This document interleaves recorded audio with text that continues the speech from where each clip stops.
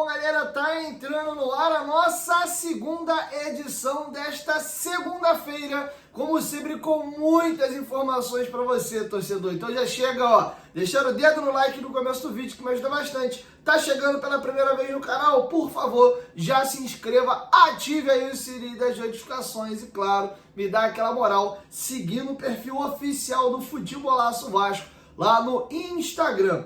Beleza? Vamos começar o vídeo aí já falando de Coutinho. Falei para vocês aí que ele ficou fora dos treinamentos de sábado e de domingo. Não sabíamos ainda o motivo, mas torcedores, calma! Como canta muitas das vezes o telão lá de São Januário.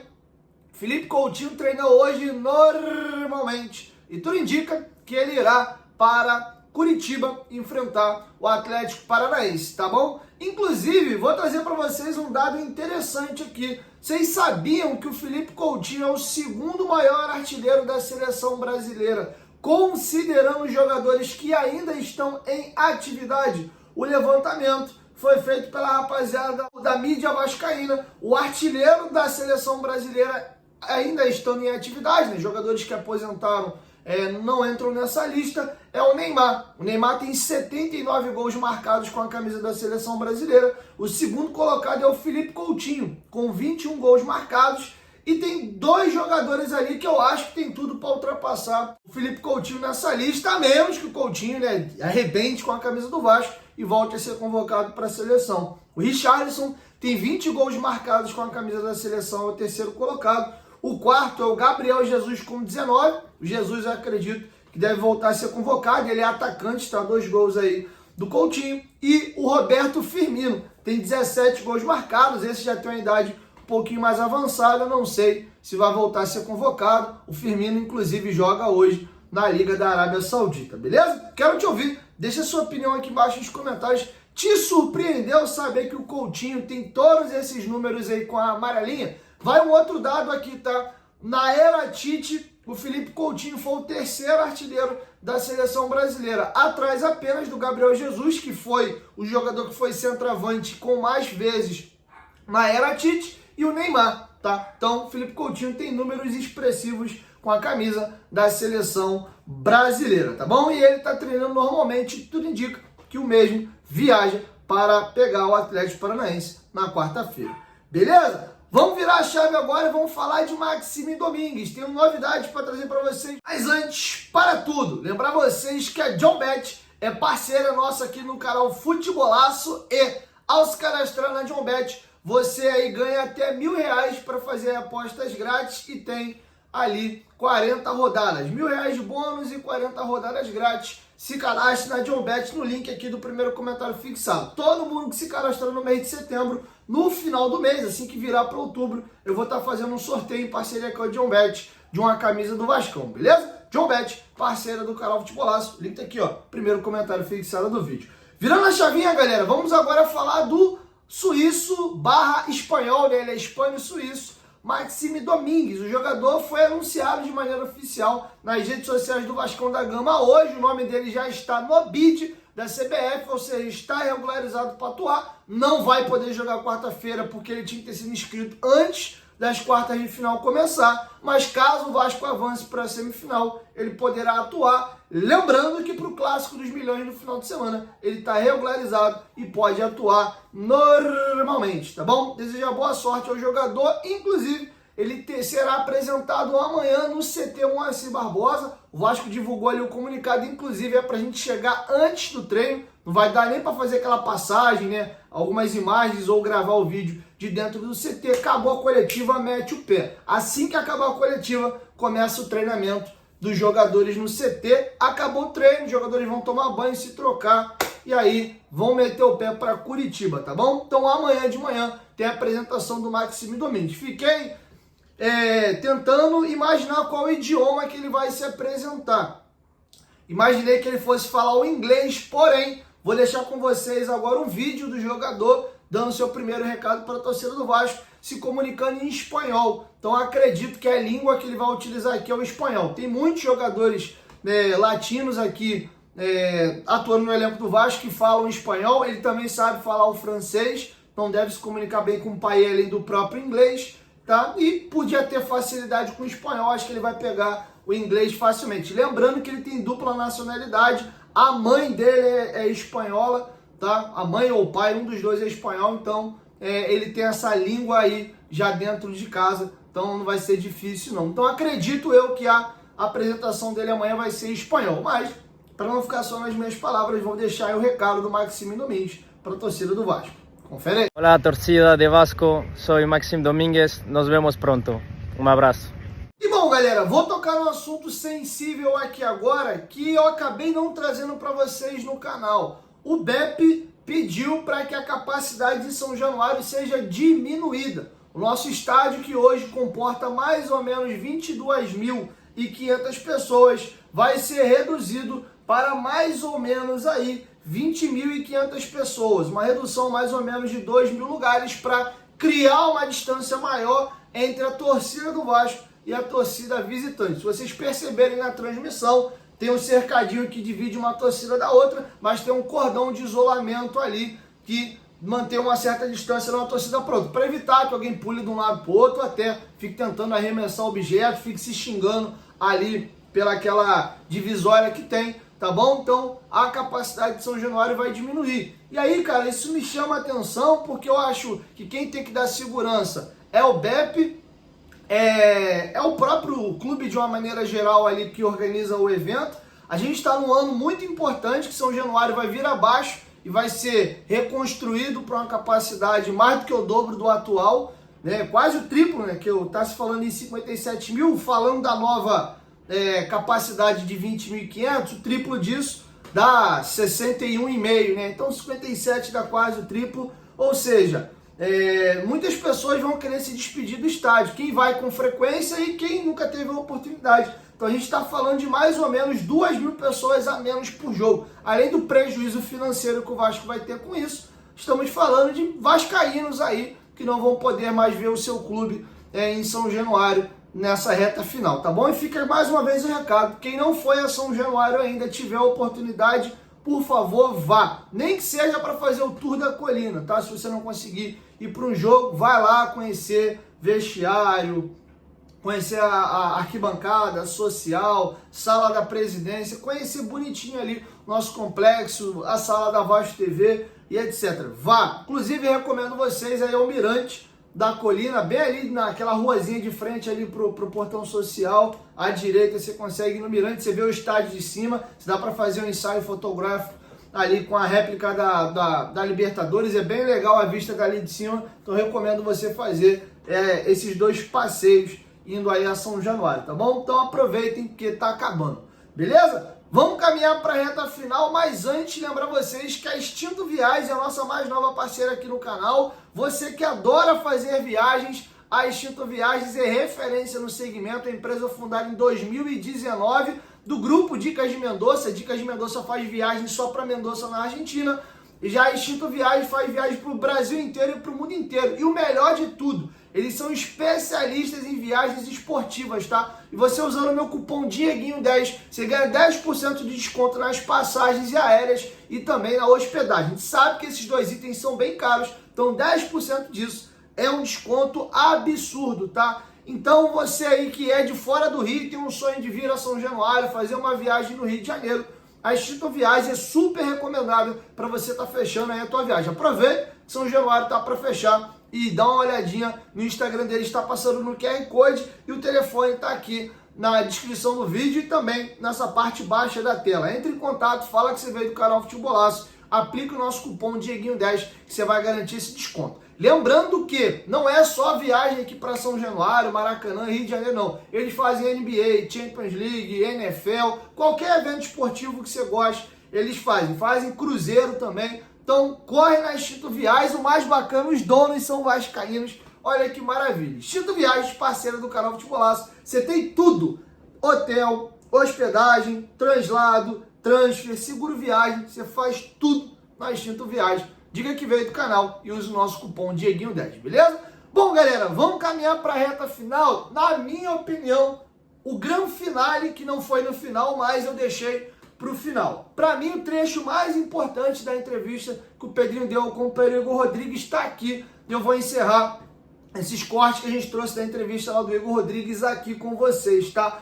Sobre o seguinte, o Pedrinho vai fazer um desabafo sobre esses 4 meses aí que ele tá... 4 meses, ó, falei besteira. Sobre esses 9 meses que ele tá na gestão do Vasco, desde que entrou a liminar, a 777 saiu, tá completando agora em setembro 4 meses, e ele vai fazer um pouco do desabafo aí, vai abrir o coração falando dessa tomada de decisão dele de deixar o Grupo Globo e vir para as eleições do Vasco, muitas críticas que ele sofreu no momento que ingressa com a ação para a retirada da 777, ele revela inclusive decepção ali com algumas pessoas, mas se diz muito feliz nesse momento. Ele explica também o porquê da ação contra ali a 777, o que fez ele mover essa ação, e ele explica também como anda nesse momento a relação com a equipe, e ele vai trazer bastidores da saída do Álvaro Pacheco e do porquê que ele tomou a decisão de desligar nosso ex-técnico português.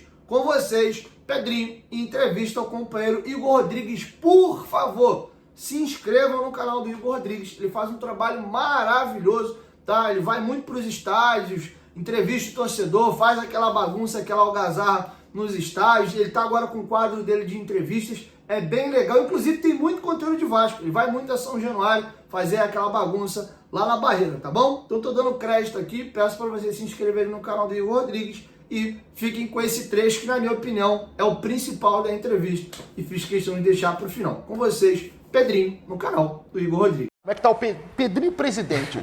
Então, Igor, assim, eu estou muito feliz, óbvio, porque eu já sabia o que eu iria fazer e o que eu tenho para fazer aqui dentro do Vasco, mas o início foi bem duro, assim, porque quando a gente vive realmente a realidade do dia a dia, por mais que a gente imaginasse, né, nós já tivéssemos o cenário desenhado de tudo que poderia acontecer e se concretizou, eu não imaginava a pancada que ia ser assim de estresse mesmo mental, de pressão, porque, como eu já falei algumas vezes, eu tinha todo o conteúdo, tinha todo o direito, né, bem elaborado pelo jurídico, então eu sabia de tudo que estava acontecendo. Mas, para você passar isso para o torcedor, era muito difícil e complexo para entender, porque o que foi passado, a comunicação que foi passada era de um mundo maravilhoso, e a realidade que eu sabia não era essa. Então, como é que eu consigo mostrar para o torcedor a realidade, se é muito melhor você vender aqui uma ilusão assim, né? Um sonho bem maravilhoso, e como é que eu trago aqui o torcedor para essa realidade? Então, assim, foi um momento, foram assim 4 meses assim, quase que insuportáveis, assim, mentalmente, muito duro mesmo, porque eu sabia que eu estava fazendo um bem enorme ao Vasco, e também entendia que a maioria dos torcedores não conseguiriam compreender o que estava acontecendo, porque eu tinha, obviamente, tudo ali à mostra, o torcedor não tinha acesso a isso, mas é muito duro você receber uma pancada da torcida que você é apaixonado e que você está lutando por ela. É uma luta muito solitária naquela época. Na realidade, liderar é um ato solitário, no final das contas. Por mais que eu tenha uma equipe maravilhosa em todas as áreas, sou muito bem estruturado, assim, agradeço ao meu grupo de coração, mas o liderar é um ato solitário, porque você dorme ali sozinho com a responsabilidade de todos os problemas do clube. E eu vivo uma peculiaridade, né? Porque nenhum presidente na história, eu acho, de nenhum clube, jovem como eu sou, passou por um processo como esse. Ou o presidente era presidente do associativo, ou de uma forma geral contendo o futebol, ou existe a divisão SAF e futebol, mas não nesse contexto. Eu sendo controlador hoje da SAF, tendo que, obviamente, dar uma atenção muito especial para o futebol, e também sendo presidente do associativo, cuidando de todos os outros esportes, enfim, do clube de um modo geral. Explica o envelhecimento, né, cara? Tu deu envelhecida, né? Dei uma envelhecida. Tu era mais bonito. Era mais bonito, mais forte. Tá malhando? Parou? Diminuí, assim, eu malho, mas diminuí o ritmo um pouquinho. Tem muito tempo, não. Ô Pedrinho, nessa questão dessa liderança solitária, né, como característica de um líder mesmo, a quantidade de pancada, né, que você recebeu, que você está falando, e que a gente via, era muito por desconhecimento, né? Não posso falar, de fato, né? Na época você não podia falar, mas o quanto essa pancada já mudou, velho? Uma galera que foi entendendo, né, por que você estava fazendo aquele movimento. E o quanto de gente também, assim, que você se decepcionou pelo caminho, mano. Teve isso, né? Teve. De pessoas assim que você fala, cara, não é possível, né? De um modo geral, assim, já mudou bastante, obviamente, porque a realidade está escancarada, né? Eu não preciso nem eu provar, né? Obviamente está tudo aí Ela se espalhado. provou, né, cara? Se provou por si só, principalmente vindo dos Estados Unidos. De me decepcionar, assim, quem era contra o meu posicionamento e eu compreendia com relação ao Vasco, eu não me decepcionei. Aquilo me entristecia porque eu sabia o que eu estava fazendo. Agora, algumas pessoas, principalmente da comunicação, e que tinham muita força para falar, até uma certa propriedade, falando com uma autoridade, mas sem nenhum conhecimento do que estava acontecendo. E simplesmente fala e desaparece quando a verdade aparece. Então, assim, cadê essas pessoas? Entendeu? Cadê essas pessoas que falaram com tanta autoridade e eu aqui ouvindo essas pessoas falar, cara, ele está falando uma grande bobagem, ele não sabe nem o que ele está falando. Ele não sabe o que ele está falando, porque eu sabia dos descumprimentos, eu sabia do que estava acontecendo internamente, eu sabia que não teria os aportes, eu sabia de tudo. E as pessoas ali falando com uma força e causando uma incerteza no torcedor. E isso, obviamente, é ruim. Então, assim, eu tenho certeza também que o Papai do Céu botou a mão e mostrou as coisas muito mais rápido, né? Então, assim, hoje, não vou falar 100%, mas quem acompanha realmente o dia a dia do Vasco, que acompanha o esporte, sabe que a verdade apareceu e eu estava 100% certo, né? Já que você resolveu falar, eu vou aproveitar. Tá? Quando você tá para ir para o processo eleitoral, a minha dúvida, lá atrás mesmo, no meio daquela loucura que você estava vivendo, eu falei, pô, não vou nem mexer com o Pedrinho, mas se você já entrou no processo sabendo o que estava acontecendo, ou se você foi descobrindo aos poucos, né? Se você, quando é eleito, antes de tomar posse, você teve conhecimento do que estava acontecendo com a 777, onde foi, cara? E qual que é a sua reação quando você viu realmente o tamanho do problema? Então, para ficar muito claro, desde a minha campanha, eu sempre falei que eu iria fiscalizar. Eu lembro. Tá? Porque a gente já tinha muitas informações de muitas situações. Nunca foi o intuito, nunca entrei, vou tirar a 777. Na realidade, eu nem tirei a 777. Eu tive que intervir por descumprimentos da 777. Se ela estivesse dentro de uma legalidade jurídica, né, cumprindo e honrando as cláusulas contratuais, não teria problema nenhum. Então, assim, eu tive que intervir, e já falei isso com muita humildade, para que o Vasco SAF não viesse à falência. Então, eu já sabia do cenário, mas todos os meus movimentos foram de aproximação. Desde que eu me tornei presidente, eu indiquei jogadores, né, para o elenco, eu indiquei diretor executivo, eu indiquei auxiliar técnico, tudo isso para fortalecer o Vasco, porque para mim, desde que eu dou esse passo, né, e mesmo fora, mas aqui dentro, o principal é o Vasco. Claro. Então, assim, não é Pedrinho, não é nenhum sócio, o beneficiado teria que ser o Vasco.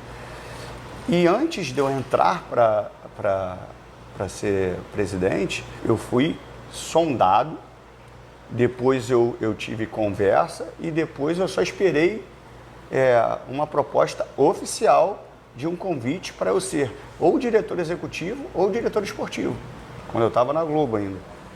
E isso não aconteceu. E quando eu entro para presidente, eu achava que ia ter uma relação boa entre os sócios. Amistosa ali, né? De sócios, né? Porque se são sócios, tem que andar juntos, né? Porque todo mundo tem o mesmo objetivo, que é ver o Vasco bem. E acabou que houve um distanciamento. Sim, normal. Não sei se é porque eu fiscalizava, ao mesmo tempo que tentava ter uma relação, a gente fiscalizava, porque a prioridade sempre vai ser o Vasco. E aí começou a ter um distanciamento muito grande. E aí começaram os ruídos. Mas esse não foi o motivo da ruptura. Porque, apesar de eu ter a convicção que o relacionamento entre os sócios deve ser amigável, Se não tivesse nenhum descumprimento, nenhuma irregularidade, não era isso que ia fazer ter uma ruptura. A ruptura acontece por outros motivos, não por uma relação ruim. Isso não tem nada a ver. Se o sócio não quisesse nem me ver pintado de ouro, esse nunca seria um problema da... Se tivesse tudo certo... Não seria um problema para ruptura. A gente está fazendo aqui, agora a gente está em setembro, então são 2 anos de SAF, né? A gente está completando aí no mês de setembro. Se eu não estou enganado,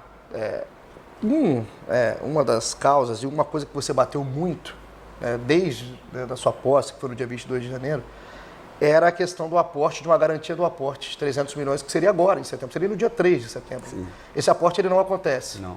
E esse movimento de não acontecer o aporte, a gente pode falar que é um marco final de toda essa história, de todo o capítulo 777 com o Vasco? Igor, é para ficar claro também, assim, é lógico que eu queria que o sócio cumprisse com tudo, pô. Sim. Esse foi um dos tópicos da reunião, de uma e única reunião presencial que eu tive com o Josh. Que eu deixei bem claro para ele que o que eu mais queria é que eu tivesse um sócio que tivesse honrando todos os compromissos em contrato e todos os compromissos comunicados, porque a gente é responsável pelo que a gente assina e a gente é responsável pelo que a gente fala. E não houve compromisso nos dois aspectos.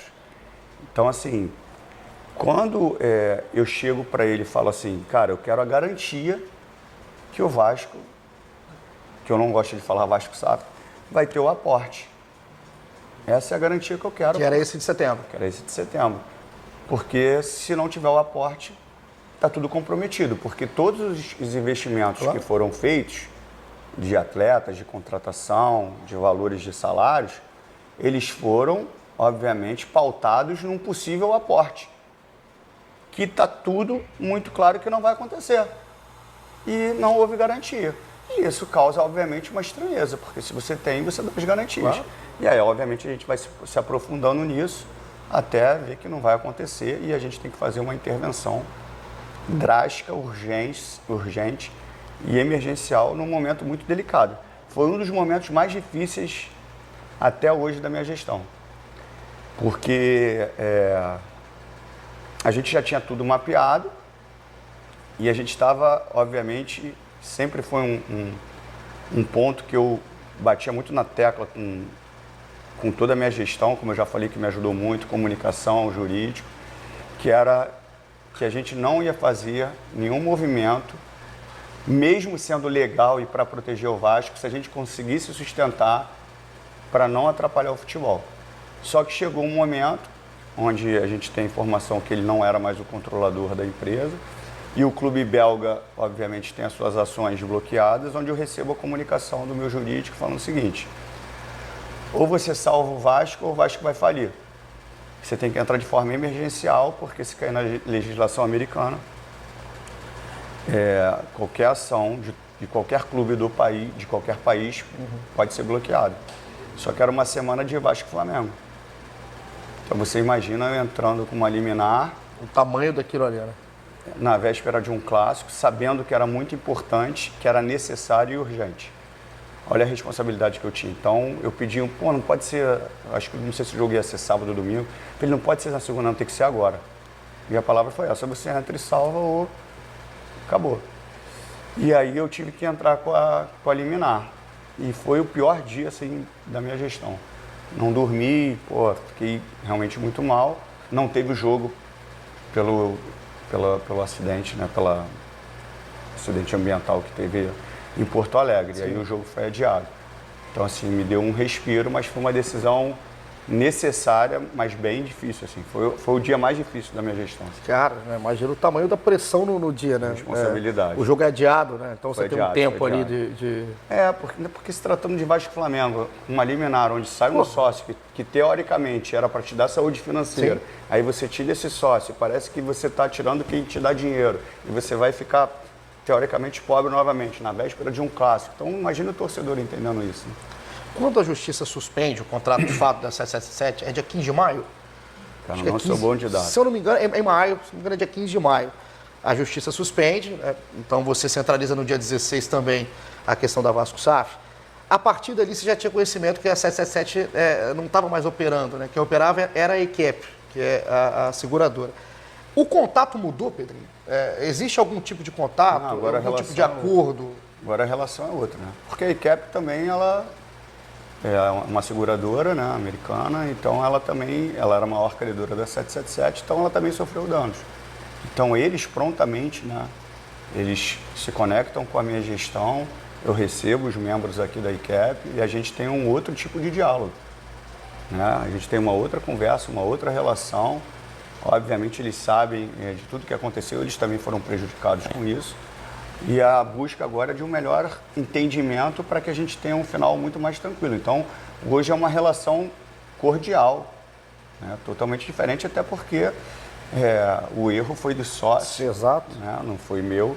Então, assim, prontamente eles já quiseram uma conexão para a gente poder agilizar e facilitar o processo que o Vasco não seja prejudicado. E até hoje? Isso continua até hoje? Eles estão participando de questão dessa venda da SAF do Vasco? A gente, obviamente, faz um mecanismo jurídico para dar uma pausa, teoricamente, num linguajar mais popular, na liminar. Mesmo assim, a gente permanece controlador para sinalizar justamente ao mercado que não tem nenhuma estabilidade jurídica, muito pelo contrário. Existe uma estabilidade jurídica para a gente fazer qualquer movimento. Porque foi outra coisa que foi muito falada, né? Talvez com desconhecimento, né? Que isso poderia tornar o mercado instável aqui para o futebol brasileiro. Que foi um viés de comunicação completamente equivocado. Completamente equivocado. Muito pelo contrário, eu acho que isso é uma sinalização, foi um episódio que aconteceu e é uma sinalização para que, como a gente não consegue nem, os clubes não conseguem nem fazer uma própria liga, que seria muito mais fácil você criar ali uma liga, você fazer um compliance, obviamente você teria regras até para o clube se tornar SAF, como é na Premier League. E se você cumprir todos os aspectos ali para comprar o clube, se a tua empresa cumprir isso, você ali teria autorização para comprar o clube. Como não existe esse tipo de organização, nem compliance, e o clube, obviamente, vulnerável financeiramente, vendeu para uma empresa que não honrou. Sem esse aporte dos 300, né, que não acontece, como é que fica, cara? Assim, até o fim do ano, principalmente, né? O Vasco ainda está tentando, vocês estão tentando nesse movimento, né, até nessa conversa com a EQEP, essa venda, né, essa negociação da Vasco SAF. Mas como é que o Vasco se sustenta até dezembro? O que a gente fez? A gente pegou todas as dívidas, ou todas, né? Mas a grande parte das dívidas. E vou dar um exemplo bem simples para a galera entender. Pô, se eu estou te devendo X e o combinado era 5 vezes, eu boto para 30 vezes, eu estico, você aceita, a gente vai fazendo... Tu vai equacionando ali? Vai equacionando, vai dando giro, né, fluxo de caixa, e o clube também gera suas próprias receitas para começar a rodar. A gente também foi passando de fase na Copa do Brasil, isso vai ajudando, né? Ajuda. E a possibilidade de você, de repente, negociar um ativo teu para que a gente termine um ano, feche um ano e aí sim tem um ano de 25 sem nenhuma receita adiantada de 2025, que esse é o nosso grande objetivo para você se reorganizar e tocar o ano tranquilo. Agora está mais... Momento. Tranquilo não vai estar, acho que nunca, né? Mas olhando pelo que foi aquele dia, né, que você fala que é o mais difícil, o dia da liminar, para o momento de agora, não só o momento fora de campo, mas também em campo, cara, que ajuda. Assim, o resultado quando vai acontecendo, acho que vai tranquilizando um lado, né? A pessoa começa a escutar de outra forma qualquer coisa que você fala. É um momento de um pouco mais de estabilidade para você, assim, no carro? Então, a questão da bola entrar não vai virar... Mas a questão das vitórias, ela foi, para mim, um grande aprendizado em todos os aspectos. Por quê? Para a galera, para a torcida e para mim, obviamente, dá uma tranquilidade enorme. Mas não mudaria a legalidade do que foi feito. É isso que eu estou falando. Se por acaso nós estivéssemos perdendo o jogo, não quer dizer que o que aconteceu foi errado. O que aconteceu tinha que acontecer, que isso fique claro, entendeu? Porque assim, pô, ainda bem que fez isso e nós estamos ganhando o jogo. Mas se estivesse perdendo, tinha que ser feito aquilo, senão poderia ter uma massa falida. É isso que as pessoas têm que desconectar.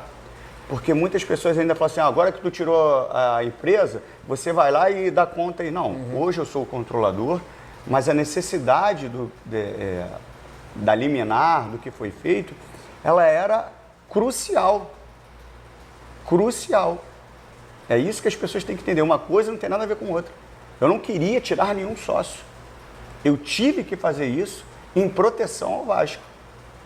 Então, assim, isso que me dá tranquilidade, com todas as dificuldades que eu enfrento na gestão, o que me dá tranquilidade é que eu sei que eu fiz o melhor pro Vasco.